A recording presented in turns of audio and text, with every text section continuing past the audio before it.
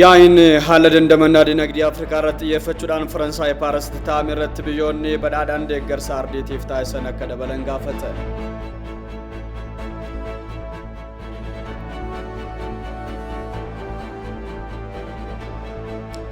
Bakka buutonni hawaasa siivilii fi dhaabbilee amantaa deeggarsa hidhaaromsaaf taasisan cimsanii kan itti fufan ta'uusaa ibsan.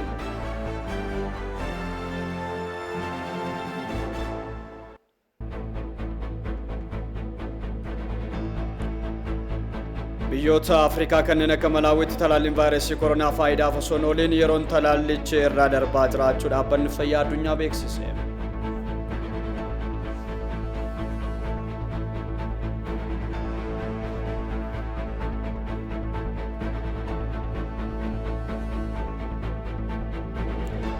Akkam jirtu kabajamtoota daawwattoota keenya bakka jirtan hundatti nagaan isiniif haa ta'u oduu sa'aatii kana eegalleerra olaanaa yaaddessaatiin wajjin turaasiniin jenna. Dhibba weerara vaayirasii koronaa dinagdee biyyoota Afrikaa irratti uumee dandamachuudhaaf doolaarri biliyoona 300 fi biliyoonni 30 akka barbaachisu ibsame.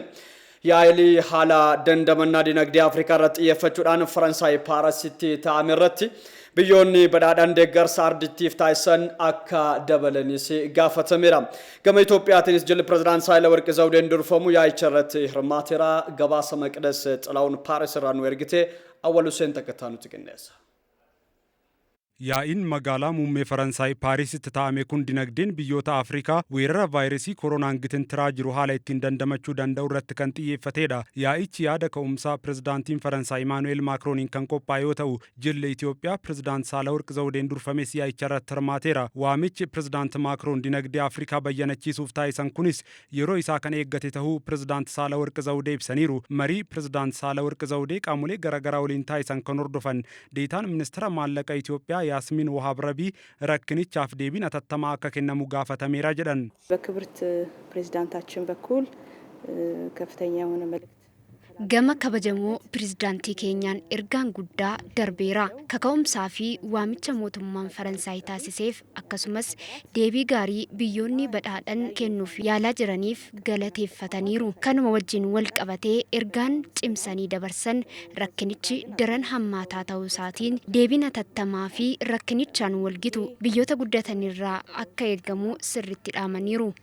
ችግሩ ጥልቅ ከመሆኑ አንፃር አፋጣኝ የሆነና ተመጣጣኝ ምላሽ ካደጉት ሀገራት መሰጠት እንዳለበት አበክረው ገልጸዋል። ያኢ ከነረተ ወገንቶን ቢዮታ አፍሪካ ገረገራ በከቡቶን ቢዮታ ቶርባን ኢንዳስትሪን በዳዳኒ በከቡቶን ቢዮታ ገሬ ድግደመኒ አከስመስ ዳብሌን ፋይናንሲ ገረገራ hirmaataniiru dhaabbanni maallaqa addunyaa IMF Afrikaan dhiibbaa weerarichi gama dinagdeen irratti uume akka dandamatuuf doolaarri biiliyoona 300 fi biiliyoona 30 akka barbaachisu beeksiseera. Kanuma bu'uureffachuun yaa'ichaan murtoowwan dhiibbaa dinagdee ardiitti irra gahaniif fala ta'uu danda'an darbuu isaanii deetaan ministeera maallaqa Itoophiyaa Yaasmiin Wahaab Rabii himaniiru. የአፍሪካ አባል ሀገራት ያለባቸውን የኢኮኖሚ ጫና ከመቅረፍ አኳያ Biyyoonni Afrikaa dhiibbaa dinagdee isaanirra jiru gama furuutiin dhaabbanni maallaqa addunyaa IMF doolaara biliyoona 600 fi biliyoona 50 raggaasiseera. Kun maallaqa biyyoota ardiilee garaagaraaf oolu ta'us kana keessaa Afrikaan gara doolaara biliyoona 33 argatti. ቢሆንም አፍሪካ ደግሞ ከዚህ 33 ቢሊዮኑን ድርሻ ታገኛለች ማለት ነው። ገመ ብሮቲን ተላሊ weerara vaayirasii koronaa wajjin wal qabatees biyyoonni guddatan ardiittiif deeggarsa talaallii vaayirasii koronaa dabaluuf waadaa galuun isaanii ibsameera. Faransaaytti ambaasaaddarri Itoophiyaa Henook Tafarraa yaa'ichi biyyoonni guddatan deeggarsa gama hundaan akka taasisan kallattii kan kaa'edha jedhan. በዓለም አቀፉ ማህበረሰብ የሚደረገው ድጋፍ እንዲጠናከር በተለይ deeggarsi hawaasa addunyaan taasifamu akka cimu keessattuu Afrikaaf gama idaa hir'isuutiinis ta'e deeggarsa faayinaansii akka argatan hawaasni addunyaa deeggarsa taasisu akka dabalu walii galameera. Talaallii wajjinis wal qabatee wanti ka'ee jira. Talaallichi eegalamus Afrikaa keessatti baay'ee gadaanaadha. Afrikaan talaallii argachuu dhabdee duubatti hafuu isheetiin dinagdee addunyaas ta'e fayyaa guutuu addunyaa irratti dhiibbaa uumaa jira waan ta'eef kunis atattamaan falaa akka argatuuf gaafatameera. Walumaa galatti walga'ichi dansaa ture. ጤና ሁኔታ ላይም ተጽዕኖ እየፈጠረ ስለሆነ ይሄም በአስቸኳይ እንዲቀረፍ ለማድረግ ነውና በአጠቃላይ ስብሰባው ጥሩ ነው ማለት ይቻላል። አርዲን አፍሪካ ድሩማኑ ረኮ ዲነግዴ ቀብዱቲ ወይረሪ ቫይረሲ ኮሮና ደበለሙን ለሚልን አፍሪካ ደበለታ ሚሊዮን አላካውመን ህዩማ ሀማፍ አከሳጥ ለመንከን ታይሴዳ ረክንች ቆለቹፍ ደገርሰ ፋይናንሲን ደበለተቲ ደሜዱን ፋጀጀቤሱን ኢማመቶተ ዲነግዴ ሃራ ዲርሱ ፊ ጨራሌ ሆጂ ኡሙረት ጥየፈቹን ሙርቴሳ ተሁን ያይቸረት ብሰሜራ ኢትዮጵያን ድማ ኡልፍናፍ ብልሱማ ሽረት ገማ ከሚንዩ ዱበት ከን እንጀነታውሽ ሚኒስተር ሙሜ ዶክተር አብይ አህመድ ኢብሰኒ ሚኒስተር ሙሜ ከና ከን ሂማን ስርና ባንሰ ቶርቤ ኢትዮጵያ አራቲዳ አባዮ ከፈኒ ገባሳ ከተኑ ጥቅነስ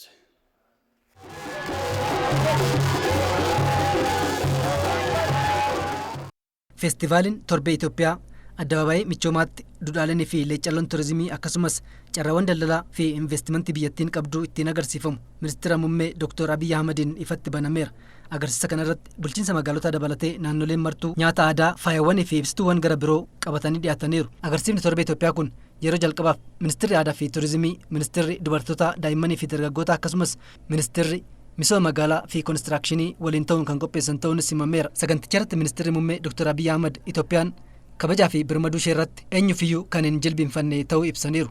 ኢትዮጵያ እንደዚህ ነች ከሁላችን አፍና ልብ ልትወሰድ የማይገባ ኢትዮጵያን ishee kana afaanii fi laphee mara keenyaarraayuu dhabamuu kan hin qabne hundi keenya kan isheen boonnu biyya hunda keenyaaf madda boonichaa waan taateef nuti qofti kan isheen boonnu osoo hin taane biyyoota hedduu biroofis fakkeenya gootummaa fi badhaadhinaas taate hiyyummaa ardii keenyarraa dhabamsiisuudhaaf hardhas akkuma kaleessaa dursitee kan eegaltuu fi milkiinis kan xumurtu akka taate sagantaa ittiin agarsiisnudha waan ta'eef irra deebi'ee baga nagaan dhuftan isiniin jedha.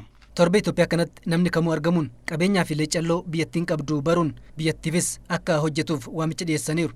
ኢትዮጵያን ሳያውቁ ለጠሏትም ጭምር ኢትዮጵያ osoo hin beekne warra jibbaniifis barnoota gaarii iddootti argatanidha waan ta'eef torbeen kun akka isin jala hin dabarre hundi keessanuu dhuftanii Itoophiyaan wal bartanii ulfinaa fi kabaja ishee akka ol kaafne warra hin beekneef agarsiifnu keessattuu barattoonnii fi guddattoonni gara iddoo kanaatti dhuftanii biyya keessaniin akka wal bartan agarsiifni asitti jiru guyyaa qofa osoo hin taane hanga halkaniittis kan turu ta'uu abdiin qaba.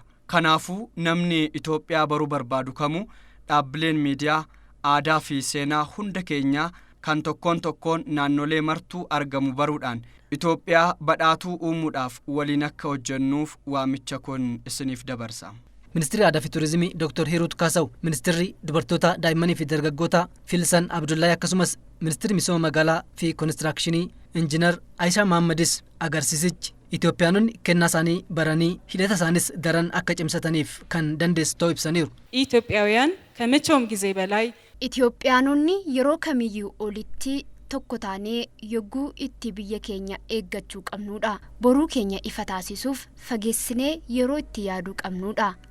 Torbee obbolummaa keenyas itti cimsinuudha. One who has not traveled to Ethiopia truly has not seen the world fully. Namni tokko Itoophiyaa osoo hin argin addunyaa sirriitti argeera jechuu hin danda'u. Torbee kanaan Itoophiyaan ifatti kan mul'attu ta'uun abdii keenya.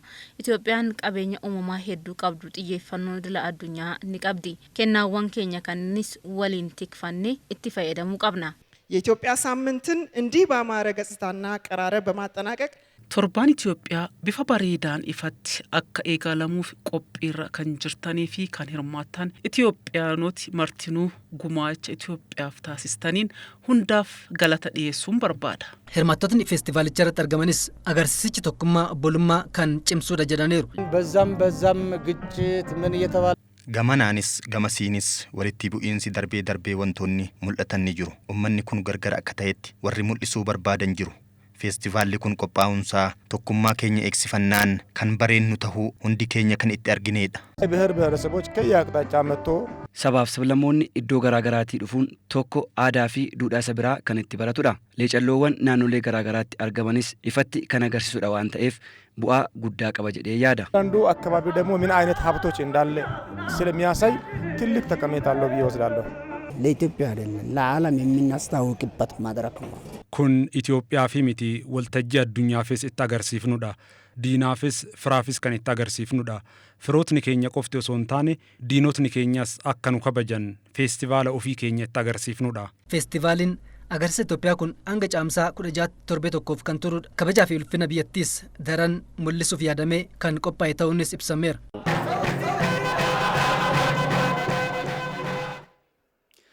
Bakka buutonni hawaasaa siivilii fi dhaabbilee amantaa deeggarsa haaromsaatiif taasisan cimsanii kan itti fufan ta'uu isaanii beeksisanii. Waltajjiin marii hawaasa siivilii abbootii amantaa fi waldaalee ogummaa garaagaraa hirmaachisee waajjira ministeera dhimma alaatti taa'ameera. Mabeet Shomeet hordofe. Waltajjiin marii kun waajjira ministeera dhimma alaa fi waajjira qindeessaa hirmaannaa uummataa hidha haaromsa guddicha Itoophiyaatiin waldaalee siivikii abbootii amantaa fi waldaalee ogummaa garaagaraa kan hirmaachisedha. Ijoon dhimmoota marii kanaatis dhimmoota waqtaa'oo hidha haaromsa guddichaa guutinsa bishaanii fi jalqabbii yaalii anniisaa maddisiisuu tarbaayinoota lama irratti ganna kana gaggeeffamuu fi dhiibbaawwan amma biyyoota yaa'a gadii fi kanneen biroo irraatii biyyattii irra gahaa jiran irratti hubannoo hawaasa kanaaf uumuuf yaadamee qophaa'edha. Ka'umsa kanaaf dhimmi maalummaa waliigaltee sadee hidhichaa fi citiiwwan shiraa waliigaltee dirqisiisaa Sudaanii fi Masriin ittiin adeemaa jiran hirmaannaa uummataa hanga ammaatti gamaa maraan hawaasni taasisaa jiruu fi adeemsa hojii hidhichaa irratti jiruun ogeeyyii adda addaatiin waraqaan dhihaatee jira. Hirmaattonni waltajjicha irratti hirmaatanis dhimma waqtaa hidhichaa irratti odeeffannoo gahaa argachuu kaasaniiru. Uummanni biyyattiis kan hubachuun tokkummaa keessoo isaa cimsuun ga'ee sarraa eegamu bahachuu qabaa jedhan. ያሉትን ችግሮች ለመወጣት rakkoolee jiran keessaa ba'uudhaan uummanni Itoophiyaa tokkummaadhaan dhaabbachuu qaba. Kun dhimma waloo keenyaati. Amantaa, sanyummaa fi afaaniin garaagarummaa nu gidduutti uumuu hin qabani. Kun nu daangessuu hin qabu, amantaa jedhuu hin qaba. Kanaaf hidhi kun har'a nututti fayyadama. Borummoo ilmaan keenyatutti fayyadama. Kun hojii dhaloota birootiif ooludha. Kun seenaa dhaloonni keenya amma hojjetaa jiru waan ta'eef tokkummaa hunda keenyaa barbaada. Diinonni keenya nu qooduu barbaadu. Keessaa'u musliimotni Itoophiyaa nu gargaaruu jechuudhaan olola oofaa turaniiru. Haa ta'u malee faallaa isaaniiti. Musliimonni Itoophiyaa aantummaa biyya isaaniif qaban ifatti agarsiisaa turaniiru. Ayyaana Idaal Faxir irratti hidhi haaromsaa kan kootii jechuudhaan bal'inaan addunyaatti dhugaa jiru agarsiisaniiru. Kun har'as borus itti fufa. Gochaan kunis namoota siyaasaa kan Sudaanii fi Gibxii qaanesseera. Ammaan booda humna qabnu ማለቃ في ያዳን ከንጭና ዳበኑ ታ በምህንድስና ሙያ ላይ የተሰማሩ ሰዎች ለዚህ ኦቨር ኳሊፋይድ የሆኑ ባለሙያዎች አሉ። አገሪቱ በቂ ባለሙያዎች አሉ። ብይ ኬኛ መሐንዲሶታ ጭጭሞ ታን ሄዱ ቀብዲ ኦጌዩን ድመ ኢጃርሳ ፊ ድመ ቢሻኒ ረት ሆጀተን ይሰሞ ባየቱ ጅራ ከናፍ ኦጉማ ቀምኑ ከናን ኦዴፈኖ ፊ ረጋሶባ ኦጌዩን ሱዳኒ ፊ ግብጽ ዲሄሱዳን አዱኛ ቡርጃጀሳ ጅረን ከና ዱጋ ኢሳ አዱኛፍ ቤክሲሱዳን ፈሸሌሱ ቀምና ogeeyyota damichaa addunyaan qabduu fi dhaabbilee barnoota gurguddoo keessattis hojjechaa jiraniin hubannoo gahaa uumuun dhugaa jiru hubachiisuu dandeenya. Barreeffamoota dhihaatan irratti yaadonni garaagaraa ka'uun irrattis mari'atamee jira. Rakkoo akka biyyaatti birmadummaa fi mirga qabeenya biyyattii fayyadamuu irratti kallattii garaagaraan keessaa hidha haaromsaa irratti xiyyeeffatee ka'aa jiruu fi shira harka wayyaa jalaan Sudaanii fi Masriin raawwachaa jiran irratti hubannoo uumuuf yaadamee waltajjii qophaa'edha kan jedhan dubbi himaan ministeeraa dhimma alaa ambaasaaddar Diinaa Muftii dhimma biyyaalessaa kan ta'e hidha haaromsaa irratti ejjennoo tokko qabaachuu fi paartilee morkattootaa waliinis mariin guyyaa kaleessaa gaggeeffamudha himani. Kaleessa farrasi waltajjiiwwan kun waa'ee dhimma biyyaa irratti keessattuu waa'ee hidhaa laga Abbayyaa irratti haala jiruun uummanni kaka'ee hidhaan kun xumuramaa waa'ee jiruuf rakkoon tokko tokkollee biyyoonni tokko tokko akkuma beekamu hidhaan kun akka hin xumuramne akka birtan baane waa'ee barbaadaniif isaaf dhaabachuudhaaf uummata kakaasu waa'ee barbaachisuuf haala hidhaan irra jiru. Maal godhu akka qabnu kaleessa dhaabbiloota paartiiwwan opposition wajjin haasaa turre haasaa gaarii godhamee walgahii guddaa ture achirratti walta'iinsi illee baay'ee nama kakaasa baay'ee nama gammachiisa marti isaaniitu afaan tokkoon hidhaan laga Abbayyaa kun keenya dhimma keenya isa mooyyuu xumuruu qabna fixuu qabna isaaf wanta dhaabbatu hundaafoo dhaabbanna jedhaniiti addaan deemanii arras mooyyuu warri civic society fi abbootiin amantii fi hayyoon walgaanii kanuma haala kanaan kan sirni isaanii kaasanii wanta godhamuu qabus kaasanii akkuma kaleettiin xumurame jechuudha. Sochii amma biyyoonni lameen kunneen karoora biyyattiin hidhicha marsaa lammaffaaf guutuuf taasisaa jirtu gufachiisuuf taasisan hubachuun uummanni biyyattis garaagarummaa tokko malee dhimma birmadummaa fi ashaaraa isaa ta'e kanarratti qooda mataa isaa bahachuu qaba jedhan Ambaasaadar Diinaan. Akkaataa sagantaa qabameen Itoophiyaan ganna kana marsaa lammaffaaf hidhichaa guutuun cinaatti tarbaayinoonni hidhichaa lama humna elektirikaa akka maddisiisan gochuudhaafis hojjetamaa jiraachuun waltajjicha irratti ka'ee jira.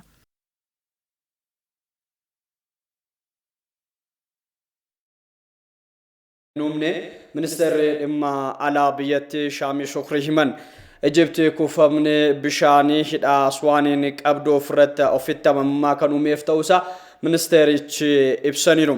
Guutinsa bishaanii marsaa jalqabaa raawwatamu durarraa eegalee garuu hanqinni bishaanii ni mudata jechuun adeemsicha mormaa turteetti. Ammas Itoophiyaan guutinsa bishaanii marsaa lammaffaa gaggeessuu isheen dura karaa garagaraa fi marii irratti komii wal fakkaataa dhiyeessaa turuun ishee ni yaadatama. Barruun Egypt Independent jedhamu akka gabaasetti ministeerichi buufata televezyiinii tokko waliin turtii taasisaniin dhimma marii garsadee gama gamtaa Afrikaatiin ta'amuu fi dhimmoota biroo hidhichaan wal qabatan kaasaniiru.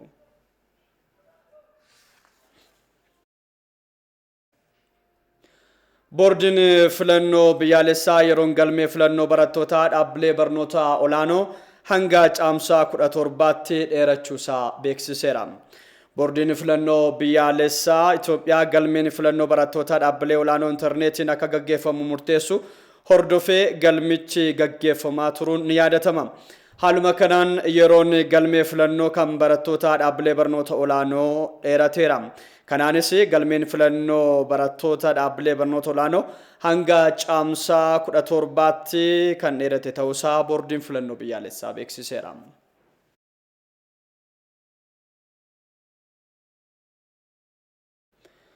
Rakkoo nageenyaatiin walqabatee kaardii filannoo filattootaaf kennuun godina Horroo Guduruu Wallaggaatti duubatti harkifatus yeroo ammaa kana garuu aanota caalmaa qaban keessatti kennamaa jiraachuusaa bulchiinsi godinichaa beeksiseera. Bulchaan godina Horroo Guduruu Wallaggaa obbo Baqqalaa Dachaasaa turtii bilbilaan ETV waliin taasisaniin naannolee filannoo lama kan wiirtulee 318 of keessaa qabu keessatti filattoonni kaardii fudhachuu irratti argamu jedhani. Filannoo biyyaalessaa marsaa ja'affaa akka biyyaatti gaggeeffamu laalchisee karaa nagaa godina keenya keessatti akka gaggeeffamuuf hawwiisaa ture. Keessumaa immoo sababa rakkoo nageenyaan godinni keenya duubatti gootota ta'etu ture. Haa ta'u malee nageenya godina keenyaa mootummaan naannoo keenyaa sadarkaa mootummaa federaalaattis akka duraatoon ta'in nageenya irraa hojii bal'aan waan hojjetameef uummannis kana qindaa'ee nageenya isaa kan nyaatu tokkummaa isaa kan nyaatu dhabamsiisuu irratti waliin ta'ee nagaa waan buuseef galmeen filannoo kuni naannoo filannoo lama irratti nu eeyyamamee jira. Keessumaa naannoo filannoo lamaan kanarratti buufata filannoo 318 qabna. Keessumaa baay'ee kan nama dhibu uummanni keenyi umuriinsaa filuufis filatamuufis kan ga'e guyyaa galmeen kun eegale irraa kaasee saayitii 12 irraa kaasee hiriiraan gammachuutiin karaa tokko goototamuusaa sana duras gungumaa ture goototamuun qabu. Nuti jijjiirama amma dhufe keessattis ga'ee qabna. Ammas mootummaa nuu ta'u filachuutiif mirga heera mootummaatiin nuu kenname kana argachuu qabna jedhamee gaaffii kaasaa turanii gaaffii isaanis mootummaan dhaga'e yeroo deebisu amma galmee kana keessatti karaa adda ta'e galmeen kun kanarra ga'ee jira. Ta'us garuu sababoota garaagaraatiin aanota godinichaa 6 keessatti kaardiin filannoo hin kennamne kan jedhan obbo Baqqalaan hawaasni garuu mirga dimokiraasii isaaf kennametti fayyadamuudhaaf gaaffii kaardii filannoo fudhachuu qabnaa jedhu dhiyeessuu irratti argamu jedhani. Aanoleen amma yoonaatti hin gaggeeffamne beekamuudha. Aanaa Amuruu, Jaardagaa Jaartee, Abaaboo Guduruu, Coomman Guduruu fi Abee Dongoroodha. Akkuma jalqaba kaase aanolee kana keessatti aanaa Abee Dongoroorraa kan hafe aanonni mirga filuuf filatamuu akka argatan guyyaa har'aallee dabalatee hiriirarra kan turani. Karaa tokko uummanni godina keenyaa nagaa dhabaa tureera, nagaansaa boraa tureera, nagaasaa immoo waliin ta'ee qaama nageenyaafaan mootummaanis olaantummaan seeraa akka kabajuuf ejjennoo cimaa qabu. Nagaatti deebi'uu isaa kan ammoo hiriiraan bahe kana caalaa nageenya keenya eegsisachuu qabna. Kana caalaa ammallee diina tokkummaa keenya tokkummaa sabaaf sablammoota biyya kana dhabamsiisuuf deemu dhabamsiisuu qabna. Kan ammoo karaa ijaaramsa keenyaatiin karaa biraa immoo filannoon amma duubatti nu alaafe kuni nageenya keenya eegsisannirraa ijaaramnee jirra. Nu eeyyamame yeroo gabaabaatti galmee ijaarsa keenyaan galmee yeroo dheeraa ta'uu hin ta'in yeroo gabaabaatti karaa ijaarsa keenyaan dafnee galmoomne mirga filatamuu kana akka argannu jechaa jiru waan ta'eef mootummaanis kana gaaffii ummata keessa jiru kana mootummaaf dabarsinee jirra. Mootummaanis boordii filannoo biyyaalessaa faana mari'achaa jira, deemsarra jira. Abdii guddaa qabnaa jechuudha. Ammas eeyyamame ummata akka kana ummata ubbeeku ummata waan isaaf ta'us filachuuf qophaa'aa ta'e kana carraan isa akka darbuu hin qabne nutis akka bakka bu'aa ummataatti kana qabna waan ta'eef kanarra jiraachuudha dhaanoleen hafan. Aanota godinicha hanga ammaa kaardiin filannoo keessatti hin kennamne kana keessattis ta'e kanneen kaardii fudhachaa jiran keessatti filannoo gaggeessuudhaaf haalli nageenya waliigalitti godinicha keessatti argamu maal fakkaata jennees gaafannee turre.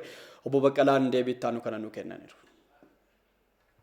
Dhugaa dubbachuuf yoo ta'e aanoleema jalqaba gaggeeffame keessatti gahee guddaa kan taphate uummata. Karaa tokko nageenya isaa eegsisuuti. Karaa biraa immoo karaa adda addaa yeroo ammaa kana nagaa uummata kana dhoksuuf qaama nageenyaa faana ta'ee saaxiluutiin. Kanarraa kaasnee hirmaannaan uummataa guddaadha waan ta'eef aanolee amma hafe kana keessatti filannoon yoo gaggeeffame yaaddoo tokko malee gaggeeffamuu danda'a jedheen abdii guddaan qabu. Kanammoo callisee toon ta'in haalli ijaarsa uummata keenyaarra jiru, haalli ejjennoof kutannoon uummata keenyaarra jiru, kanammoo hiriiraan akkaataa inni argisiisaa jiru adda waan ta'eef dhugaa dubbachuuf yoo ta'e taateen iddoo kaanitti ta'e godina keenya keessatti taateen tokko toon ta'in hanga yoonaatti galmeen kun itti fufee jira. Kanarraa immoo muuxannoo guddaa fudhannee aanolee hafan kana keessatti immoo yoo galmeen kun eeyyamame karaa nagaan xumurama jedhee yaadaa jechuudha. Deeggartoonni fi miseensonni paartii badhaadhinaa godina Wallagga Bahaa aanaa Nuunnoo Qumbaa hiriira deeggarsaa bahuudhaan duula na filadhaa gaggeessaniiru.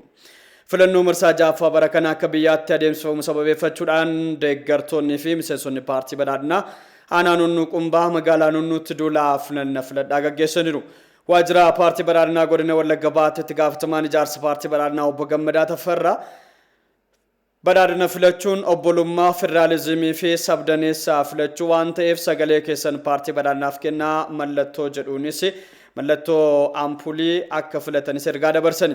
Deeggartoonni fi miseensonni paartii badhaadhinaa duula na filadhaa kanarratti hirmaatan tokko tokkos paartiin badhaadhinaa walqixxummaa sabaa fi dubartootaa mirkaneesse waan ta'eef ni deeggarraa jedhani.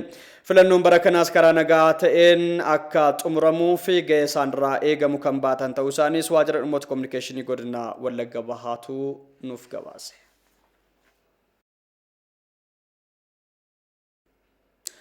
Paartiin badhaadhinaa siyaasaa giddugaleessaa tokkummaa fi obbolummaa sabdaneessummaa cimsuu mirkaneessuudhaaf kan hojjetu ta'uusaa ni beeksisaa jedhame.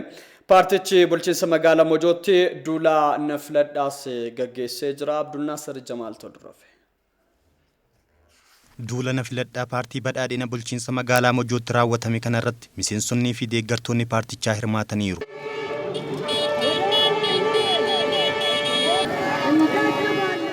Filannoo bara kana abdii qabeessa kan jechisiisu hooggansi paartii kanaa qormaata keessatti bu'aa argamsiisaa jira waan ta'eef paartichi sirna federaalizimii dhugaa qabatamaan hojiirra oolchuuf kan hojjetudha jedhan kantiibaan bulchiinsa magaalaa Mojoo Masrat Asaffaa. Federaalizimii sabdaneessaa maqaaf waraqaa irra jiru qabatamaan saboonni sablammoonni biyya keenyaa ofiin kan of bulchanii fi walqixxummaan Itoophiyaa irratti abbaa itti ta'anii akka bulchan murtee siyaasaa cimaa paartiin keenya murteesse afaan hojii federaalaa kana dura tokko qofa ture afaanota uummata bal'aa itti fayyadamuu dabaluun karaa shanitti akka ol guddatu manni maree ministeerota murtee seenaa qabeessa kan itti dabarsee fi dhugaatti badhaadhinni sabdaneessaa fi afdaneessa kan jechisiise miidiyaaleen dhuunfaa bilisaa akka socho'an uummanni odeeffannoo akka argatu kan itti ta'edha.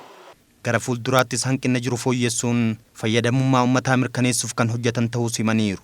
Paartichi ce'umsa dimokiraasiif hojjetaa jiraachuu kan himan ammoo bulchaa aanaa Lumee Mangistuu Kumarraati. Dimokiraasii nageenya misooma mootummaatti fufsiisuu akka ta'e akka beektan. Miseensi mana marii bakka bu'oota uummataa obbo Caalaa Lammii paartiin badhaadhinaa duudhaalee gurguddaa qabsoo ittiin gaggeessuu qaba jedhan. Kanaaf paartichi sirna siyaasa giddu galeessa tokkummaa fi obbolummaa sabdaneessaa cimsuu mirkaneessuuf kan hojjetu ta'uu himan. Biyya kana keessatti siyaasni nuti gaggeessuu qabnu siyaasa giddu galeessaati. Siyaasa gidduuti.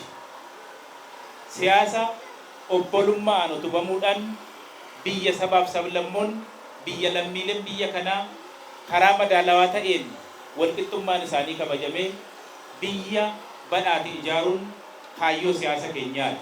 Gama diinagdeenis fayyadamummaa uummattoota biyyattii mirkaneessuuf hojjetaa jiraachuu ibsaniiru. Tokko qabannee kaan gannee guddinni nuti mirkaneessuu dandeenyu hin jiru.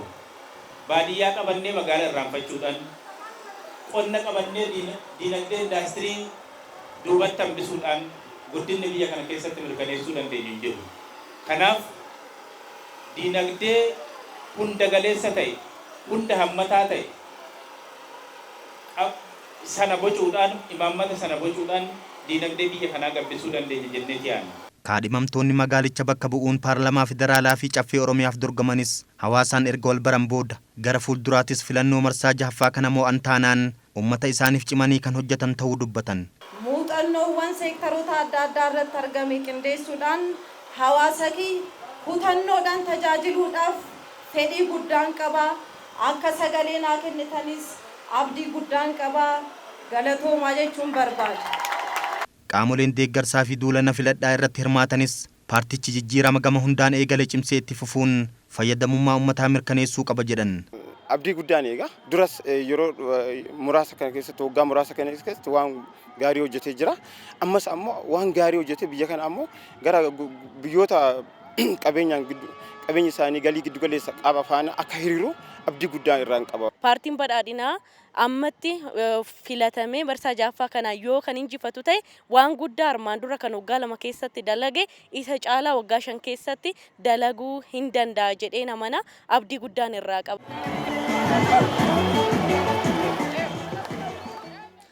Jiraattonni magaalaa Finfinnee filannoo marsaa jahaffaa baranaa irratti dammaqinaan hirmaachuudhaan gama egeree biyyattiitiif tolu filachuudhaaf qophii ta'uu isaanii himani. Filannichi nagaan akka xumuramus tumsarraa eegamu kan bahatan ta'uu isaanii ETV'tti himaniiru. Aliyyii Daddafootu isaan haasofsiise.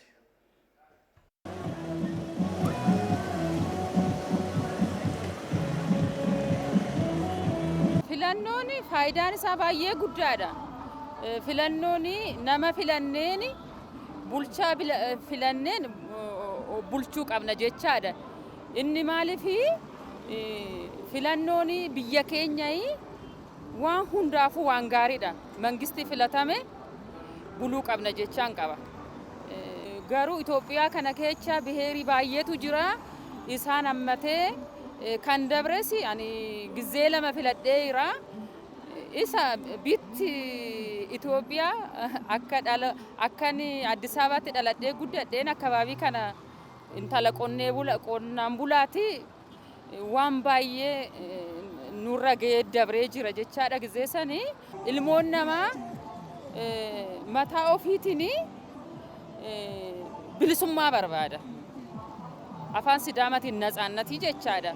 Natsaannatii keenya argannee afaan keenyaan dubbannee afaan keenyaan waan barbaanne godhanii kafana aadaa keenya uffanne waan aadaan keenya nu kenneen fayyadamaa jirra waan baay'ee argaa jirra.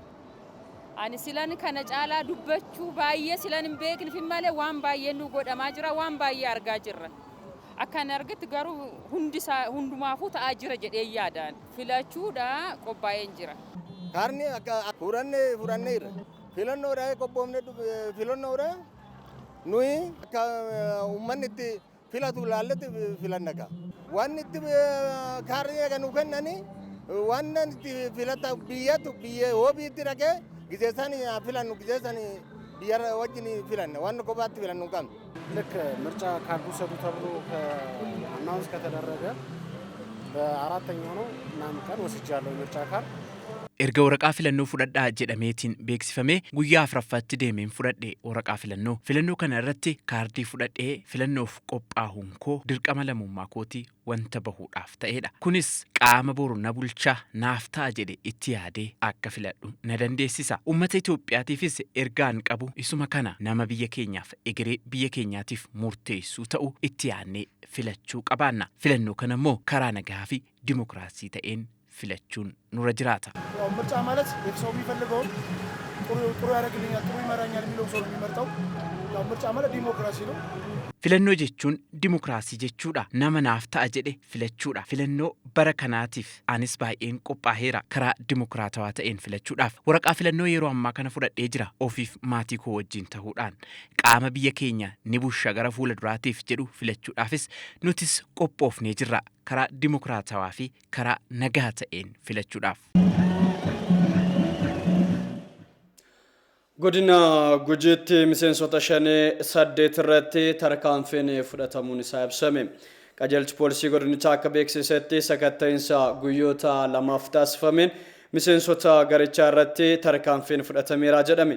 Aanaa Gooroo Doolaatti miseensota garichaa 5 irratti tarkaanfiin fudhatamuun kan ibsame yoo ta'u, haaluma wal fakkaatuun aanaa Libanittis miseensota garichaa 3 irratti tarkaanfiin akka fudhatames ibsameera. Kanneen hafan afur ammoo meeshaa waraanaa garagaraa wajjin to'annoo jala ooluun isaanii ibsame. Humni nageenya aanaalee godinichaa sodaa nageenyaa qabanitti hordoffii fi to'annoo cimsee itti fufuun isaas ibsameera.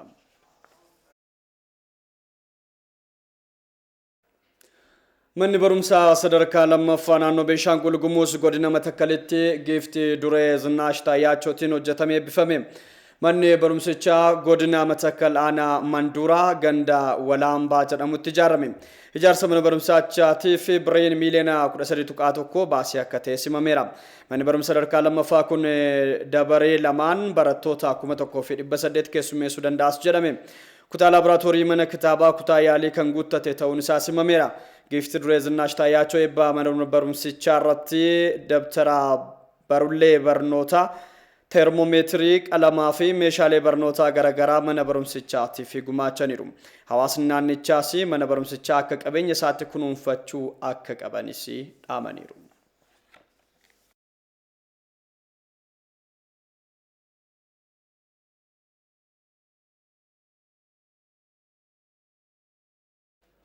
Daawwattoota ITV Afaan Oromoo hordofaa jirtu ammoo gara odeeffannoowwan sadarkaa addunyaatti argannetti isin ceesisna. Malawitti talaalleen vaayirasii koronaa 20 ol ta'an yeroon irra darbuu isaaniitiin faayidaan alaa ta'uun isaanii ibsame. Biyyattiin baatii lamaan dura talaallii 100,000 ta'u gamtaa Afrikaatiin argachuun ishee ibsame. Talaalliiwwan argatte kana keessaa garuu 20 kan ta'an sirnaan itti fayyadamuu dhabuu isheetiin faayidaan ala ta'uu isaatu ibsame. Malawiidhaan alattis biyyoota Afrikaa biroottis rakkinoonni wal fakkaatan mul'achaa jiraachuu dhaabbanni fayyaa addunyaa beeksiseera. Biyyoonni talaallii argatan sirnaan akka itti fayyadaman dhaabbatichi hubachiiseera. Afrikaan hanga ammaatti talaallii vaayirasii koronaa miliyoona 32 ta'u argachuu ishee dhaabbanni fayyaa addunyaa beeksise. Kana keessaa hanga ammaatti faayidaarra kan oolee doozii miliyoona 18 qofa ta'uusaa Aljeeziraatu gabaase.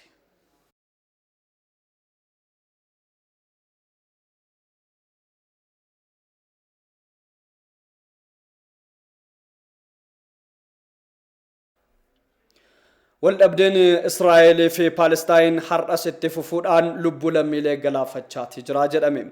Keessumattuu ganama har'aa West Baankii fi Jerusalem